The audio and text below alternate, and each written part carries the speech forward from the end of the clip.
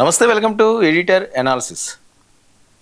వంగవీటి ఆ పేరులోనే ఒక వైబ్రేషన్ ఉంటుంది, ఒక బ్రాండ్.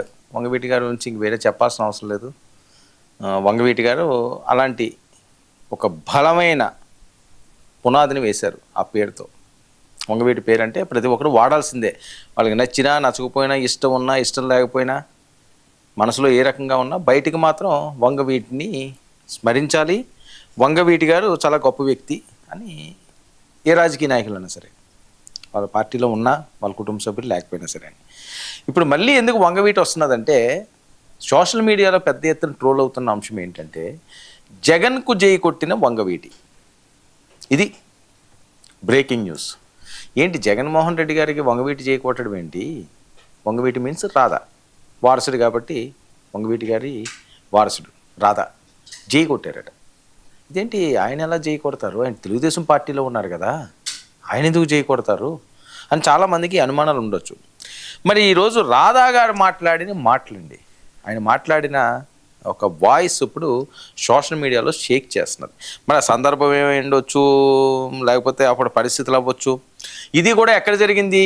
తుని వేదికగా, తుని ప్రాంతంలోని. తుని అనేసరికల్లా కాపు సామాజిక వర్గం ఎప్పటికీ మర్చిపోలేదు ఆ ఘటన.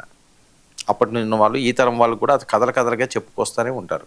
ఎందుకంటే తుని రైలు దగ్ధం, ముద్రగడ పద్మనాభం గారి పిలుపు ఆ రోజు, కాపులందరూ కూడా ఏకమవ్వాలి, తమ హక్కుల కోసం పోరాడాలి అని చెప్పి గర్జించిన సభది. సో ఆ సభ కాస్త కొద్దిగా గందరగోళమైంది. కొద్దిగా గందరగోళమే ఉన్నది, చాలా ఇబ్బందికర పరిస్థితులు, ఇవి చాలా పెద్ద పెద్ద కేసులు. అసలు దేశం అంతా కూడా ఒక్కసారిగా తుని వైపు చూసింది. ఎందుకంటే రైల్వేతో పెట్టుకున్నారు కాబట్టి, సెంట్రల్తో పెట్టుకున్నారు కాబట్టి. సరే, అది ఏ కుట్రలు అంటారు, ఎవరికి వాళ్ళు వాళ్ళ మాటలు మాట్లాడుకుంటుంటారు. వాళ్ళు వచ్చేసారు, వీళ్ళు వచ్చారు, వీళ్ళు చేశారు. సరే, ఏదైనప్పటికీ కూడా తుని అనేసరికల్లా మళ్ళీ తునిలో రాధా మంట, మాటల మంటలు. ఇది ఆయన ఏమన్నాడో ఏంటో కూడా నేను మొత్తం వినిపిస్తాను. అసలు ఏం జరిగిందంటే, తుని రంగా విగ్రహ ఆవిష్కరణ సభలో రాధా చేసిన వ్యాఖ్యలు ఇప్పుడు. అందులో దాడిశెట్టి గణేషు, జక్కంపూడి, దాడిశెట్టి జక్కంపూడి వీళ్ళందరూ ఉన్నారు. సో జక్కంపూడి వాళ్ళు, దాడిశెట్టి వాళ్ళు, ఇంకా వాళ్ళకి ఇంకా వైఎస్ఆర్సీపీకి వాళ్ళు ఎలా ఉంటారో వేరే చెప్పాల్సిన అవసరం లేదు కదా. సరే, వాళ్ళు ఉన్న ఆ సభలో రంగా గారి విగ్రహం ఆవిష్కరణకు సంబంధించి ఈయన పిలిచారు. వాళ్ళందరూ మొదటి నుంచి బాగా తెలిసిన వాళ్ళు, అభిమానంగా ఉండేవాళ్ళు కదా. సో ఆ నేపథ్యంతో వాళ్ళు పిలిచారు. అయితే ఈ కార్యక్రమం వేదికగా రంగా అభిమానులు పెద్ద ఎత్తున హాజరయ్యారు, కాపు సామాజిక వర్గం కూడా చాలామంది హాజరయ్యారు దీంట్లో. అదిగో చూడండి, ఆ విగ్రహావిష్కరణ సమయంలో జరిగింది. ఈయన ఏమంటున్నాడంటే, కూటమి వచ్చి 2 ఏళ్ళు కావస్తున్నా చాలామంది ఆయనతో మాట్లాడేది, కూటమి వచ్చి 2 ఏళ్ళు అయింది, రాధా గారికి అప్పుడు సీట్ ఇవ్వలేదు, ఇప్పుడు పదవి ఇవ్వలేదు. నిజంగా ఇప్పుడు ఎవరైనా సరే మన అభిమానించే వాళ్ళు ఉంటే వాళ్ళు బాగుపడాలి, వాళ్ళు మంచి ఉన్నత స్థితిలో ఉండాలని ఎవరైనా కోరుకుంటారు. వాళ్ళ ఫాదర్ దగ్గర నుంచి చాలామంది ఇప్పటికీ కూడా రంగా గారు నామస్మరణ చేసేవాళ్ళు చాలామంది ఉన్నారు. సో వాళ్ళందరూ ఏమనుకుంటారంటే, అరే రాధా గారు మన రంగా గారు బిడ్డ కదరా, రాధా గారికి మంచి పదవి రావాలి, ఆయన మంత్రి అవ్వాలనో, లేకపోతే ఆయన రాజ్యసభ నెంబర్ అవ్వాలనో, లేకపోతే ఒక పార్లమెంటేరియన్ అవ్వాలనో, లేకపోతే ఇంకా మంచి పదవులు ఉండాలని, ఏదో పెద్ద చైర్మన్ రావాలని, ఇంకోటి రావాలను ఏదైనా కోరుకోవడంలో తప్పులేదు కదా. సరే, ప్రభుత్వాలకి కొన్ని ఈక్వేషన్స్ ఉంటాయి, ఎవరిని ఇందులో తప్పు పడడానికి లేదు, వాళ్ళు ఆలోచనలు వాళ్ళకు ఉంటాయి. ఆ సామాజిక వర్గానికి ఇప్పటికే మరి పవన్ కళ్యాణ్ గారు జనసేనలో ఉన్నారు కాబట్టి ఆ సామాజిక వర్గం వాళ్ళకి చాలా ఎక్కువ ఇచ్చేసారని చెప్తే నాగబాబు గారికే ఆగిపోయిన పరిస్థితి. సో ఇదే అయ్యి ఉంటుంది. ఇంకందరూ కూడా మీరు ఇచ్చుకుంటున్నారు, మీ సామాజిక వర్గం, మీ అన్నలకి, మీకు, లేకపోతే మీ సామాజిక వర్గం అని చెప్పి అందరికీ పదవులు ఇచ్చుకుంటున్నారు, మిగతా వాళ్ళందరూ పరిస్థితి ఏంటి అని చెప్పి అప్పుడు పెద్ద ఎత్తున ప్రచారం జరిగింది. అందుకనే సొంత అన్నను కూడా ఆయన కాదనుకున్నాడు. సరే, ఎప్పుడు ఇస్తారో ఎవరో తర్వాత అంశం. నాగబాబు గారికి సాక్షాత్తు ముఖ్యమంత్రి స్వస్థలాలతోటి ఒక లెటర్ మీద సంతకం పెట్టి, ఇదిగో ఈయనకి మంత్రివర్గంలో తీసుకుంటున్నామని చెప్పినా కూడా దాన్ని వెనక్కి తీసుకున్నారు అంటే చంద్రబాబు నాయుడు గారు ఆ రకంగా సాహసం చేస్తారా? నాగబాబు గారికి ఇచ్చి చేయకపోతే పవన్ కళ్యాణ్ గారు చెప్పుండకపోతే చంద్రబాబు గారు ఆపుతారా? ఆయనే చెప్పుంటాడు పవన్ కళ్యాణ్ గారు, వద్దులండి, ఇప్పుడు ఏదో నా కుటుంబ సభ్యులను తీసుకొచ్చి నేను ఏదో ఇచ్చేసాను అనుకుంటారు, ఆ చెడ్డ పేరు నాకు వద్దని గౌరవంగా ఆయనే చెప్పాడని కదా జరిగిన ప్రచారం.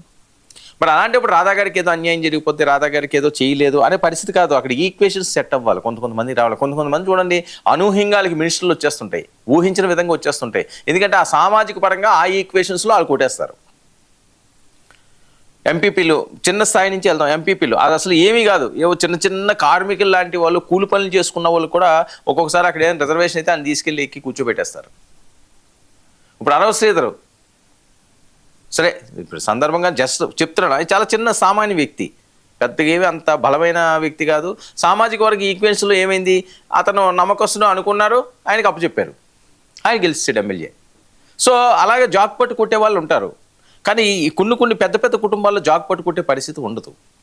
అదే ఇప్పుడు రాధా గారికి పెద్ద ఇబ్బందికరంగా మారింది అని. సరే ఏమన్నది రాజులు తెలుసుకుంటే దెబ్బలకు కరువు అన్నట్టుగా ఇవ్వాలనుకుంటే ఏదో ఒకటి ఇవ్వచ్చు, మరి అది కూడా ఇస్తారేమో.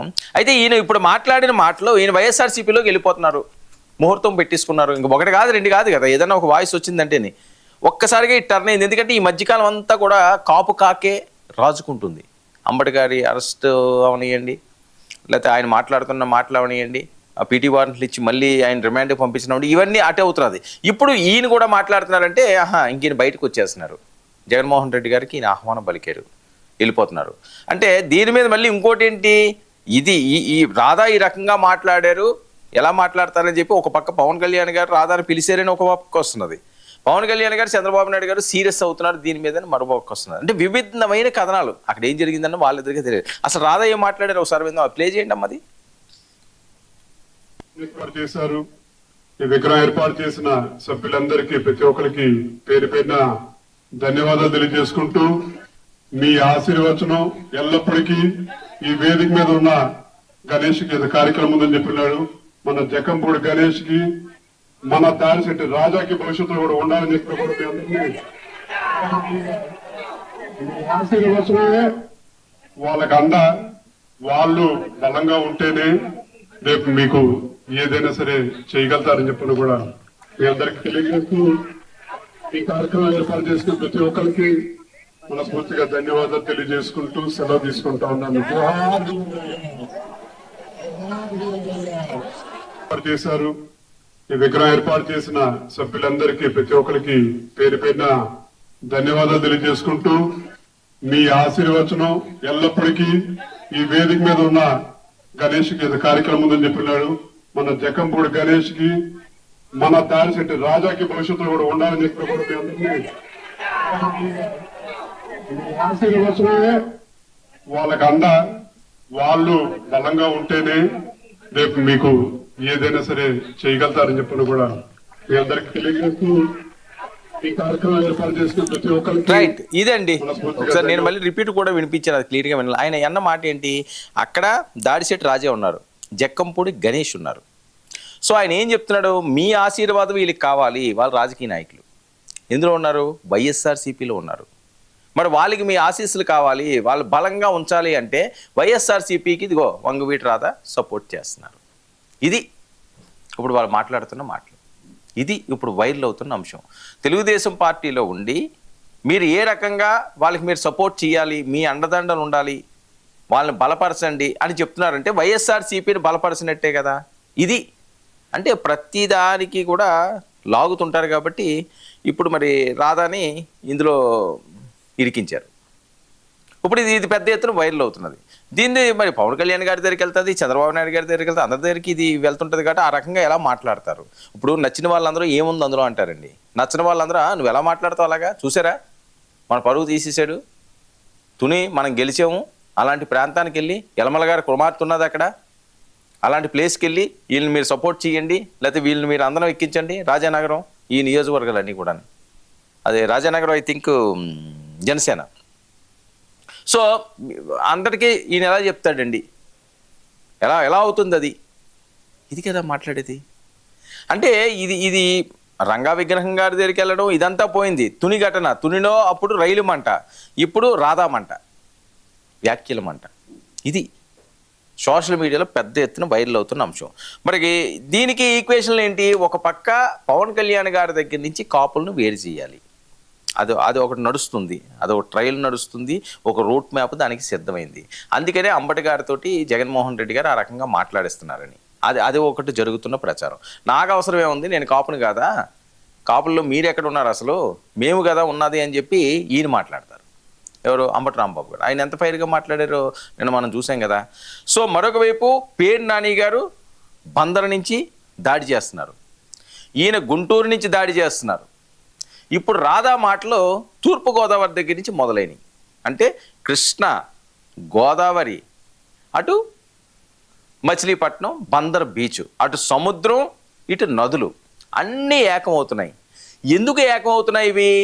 కాపుల్ని 2 వర్గాలుగా చీల్చాలి అనే ప్లాను అని జరుగుతున్న ప్రచారం మాత్రమే నేను చెప్తున్నాను. గుంటూరు నుంచి అవుతున్నది కదా, అదంతా Krishna belt, Bandar sea coast, ఇది గోదావరి గరగలలు. సో ఇవన్నీ ఏం జరుగుతున్నాయి? ఏం మాట్లాడినా సరే ఇక్కడ వైఎస్ఆర్సీపీ వర్సెస్ కూటమి, కాపు ఈక్వేషన్స్. ఎందుకంటే వాస్తవంగా అవనాయండి, అది అందరికీ తెలిసిన పచ్చి నిజమే, 10 సార్లు చెప్పుకోవడం ఎందుకు. కాపు సామాజిక వర్గం 2024లో పూర్తి స్థాయిలో కూటమి వైపు ఉందండి. ఖచ్చితంగా 100కి 80-90% పడి ఉంటుంది వాళ్ళకి, లేకపోతే ఇంత అద్భుతమైన విజయం రాదు. వాళ్ళు ఏమైనా కొద్దిగా అటు ఇటు అయితే అది జగన్మోహన్ రెడ్డి గారికి తెలుసు. ఎందుకంటే 2014లో కూడా కాపు సామాజిక వర్గం చంద్రబాబు నాయుడు వైపే ట్రావెల్ చేసింది. అప్పుడు పవన్ కళ్యాణ్ గారు ఉన్నారు, గుర్తుంచుకోవాల్సిన అది చాలా కీలకమైన అంశం. 2019 విషయానికి వచ్చేసరికల్లా పవన్ కళ్యాణ్ గారు బయటకు వచ్చేశారు. కాపులు ఎక్కడికక్కడ విడిపోయారు, ఎవరు జెండా పట్టుకుని వాళ్ళు వెళ్ళిపోయారు. పవన్ కళ్యాణ్ గారి దగ్గరికి చెయ్యాలని వచ్చి ఉండొచ్చు కాక చాలామంది, కానీ ఆ బలం సరిపోలేదు, ఆ స్ట్రెంగ్త్ సరిపోలేదు. ఇప్పుడు ఒక ప్లేట్లో ఒక మనిషికి భోజనం పెడితే తృప్తిగా తింటాడు, ఒక ప్లేట్లో 3కి షేర్ చేసి పెడితే ఎవరికి ఆకలి తీరదు. ఎక్కడవుతుంది? బలంగా ఉన్నవాడికి 2 ముద్దలు లాక్కుంటాడు, ఒక్కడే అయిపోతాడు. సో అదే పరిస్థితి. జనసేన అప్పట్లో తెలుగుదేశం పార్టీనో లేకపోతే వైఎస్ఆర్సీపీని ఎదుర్కొనే అంత బలం లేదు 2019లోని. అది పవన్ కళ్యాణ్ గారికి కూడా తెలుసు. కానీ సరే ఓ ట్రైల్ వేయాలి కదా. మ్యాచ్ దిగిన తర్వాత ఇప్పుడు ఇంటర్నేషనల్ మ్యాచ్లు ఉన్నప్పుడు అన్నీ కూడా ఆస్ట్రేలియా లాగా ఉండాలనో, ఇంగ్లాండ్ లాగా ఉండాలనో, లేకపోతే ఇండియా లాగా ఉండాలనో, లేకపోతే ఇంకో సౌత్ ఆఫ్రికాలా ఉండాలనో అనుకోరు కదా. చిన్న టీంలు కూడా వస్తుంటాయి కదా. ఈ వేరే ఈ మధ్య మనం చూస్తున్నాం కదా, నెదర్లాండ్స్ అనో, ఇంకోటి ఏమో కెనడాలనో, అమెరికానో, యుఎస్ అనో ఇలాంటివి వస్తున్నాయి. ఆడాలి. బరిలో దిగినప్పుడు నువ్వు ఓడిపోతావని తెలిసినా సరే నువ్వు ఆడాలి. అప్పుడే కదా నీ బలం ఏంటో నీకు తెలుస్తుంది. అందుకని 2019లో ఆయన అదేశాడు. 2024కి వచ్చేసరికి ఇదే పవన్ కళ్యాణ్ గారు ఏం చేశారు? తన స్ట్రెంత్ ఏంటో తనకు తెలుసు. మీరు అన్ని తీసుకోండి అని ఎంపీ ఎన్ని ట్రోల్ చేసినా సరే నా వ్యూహం నాకు వదిలేయండి అయ్యా, నాకు చాలు, నాకు తెలుసు, నాకు ఏం చేయాలో నాకు తెలుసు, ఇంకో 15 సంవత్సరాలు కూడా ఏం చేయాలో తెలుసు అని చెప్పి ఆయనకి క్లారిటీ ఇచ్చేశాడు. సో పిక్చర్ క్లియర్గా ఉంది. అక్కడ ఉన్నది పవర్ స్టార్ కాబట్టి. సో మిగతా వాళ్ళకి అందరికీ కూడా ఇది అర్థం అవుతుంది కాబట్టి కాస్త ఇబ్బందికరంగా వాళ్ళు మారుతున్నారు. ఇప్పుడు రాధా గారి పరిస్థితి ఏంటి? ఆయన వైసీపీలోకి వెళ్ళిపోతున్నారా? ముహూర్తం సిద్ధమైపోయిందా? లేకపోతే ఇది ప్రచారం వరకు పరిమితం అవుతుందా? మరి ఆయనకు పదవి ఇవ్వలేదని చెప్పి నిరాశ నిస్పృహల్లో ఉన్నారా? మొన్న అంబటి గారి అరెస్టులు ఇవన్నీ కూడా ఆయనకు కూడా ఏమైనా ప్రెజర్ పెరుగుతున్నారు. ఎందుకంటే రంగా గారితో నేను ట్రావెల్ చేశానని చెప్పి అంబటి గారు పదే చెప్తుంటారు. అరే మా నాన్నగారితో ట్రావెల్ చేసిన వాళ్ళకి ఇబ్బందిగా ఉన్నది కదా, మనం అందులో ఉంటే ఇబ్బంది పడిపోతామని చెప్పి ఏమైనా నిర్ణయం తీసుకున్నారా? మరి నిర్ణయం తీసుకుంటే పవన్ కళ్యాణ్ గారు కానీ చంద్రబాబు నాయుడు గారు కానీ ఆయన వెళ్ళనిస్తారా? పదవి ఈరోజు కాకపోతే రేపన్నా వస్తుంది అని చెప్పి వాళ్ళు అభిమానులు చాలామంది మాట్లాడుతున్నారు. ఇంతకాలం పదవి ఇవ్వకపోతే ఎలాగని చెప్పి ఇంకో వర్గం మాట్లాడుతున్నారు. ఏదైనా సరే తుని వేదికగా మళ్ళీ రాధా మంటలు. పవన్ కళ్యాణ్ గారితో పిలిచారు అంటున్నారు, ఆయన వెళ్ళి భేటీ అవుతారంటున్నారు. మరి అవుతారో అవరో, లేకపోతే చంద్రబాబు నాయుడు గారు పిలుస్తారో, లేకపోతే లోకేష్ గారు పిలుస్తారో. ఎందుకంటే లోకేష్ గారు ఆయనతో మాట్లాడడం కానీ, ఆయన దగ్గరికి వెళ్ళడం కానీ, ఆయన దగ్గర రావడం కానీ ఈ మధ్యన కాలంలో జరిగింది. అది ఈ రేపో మాపో ఆయనకి ఏదో వస్తుంది అంటున్నారు, ఉగాదికి ఏదో అనుకుంటున్నారు, ఉగాదికి వచ్చే ఛాన్స్ ఉన్నది అంటున్నారు. మరి ఈ టైంలో ఈయన మాట్లాడిన మాటలు మళ్ళీ ఏమైనా వ్యతిరేకం అవుతుందా, లేకపోతే దీన్ని పెద్దగా సీరియస్గా తీసుకోవాల్సిన అవసరం లేదా? మరి జగన్కి జై కొడితే రాధా పరిస్థితి ఏంటి? కూటమితో ఈయన ముందుకు సాగితే భవిష్యత్తులో ఎలా ఉండబోతుంది? ఇది చర్చ. ఒక షార్ట్ బ్రేక్ తీసుకుందాం. బ్రేక్ తర్వాత ప్రైమ్ డిబేట్ కొనసాగిద్దాం. Stay tuned.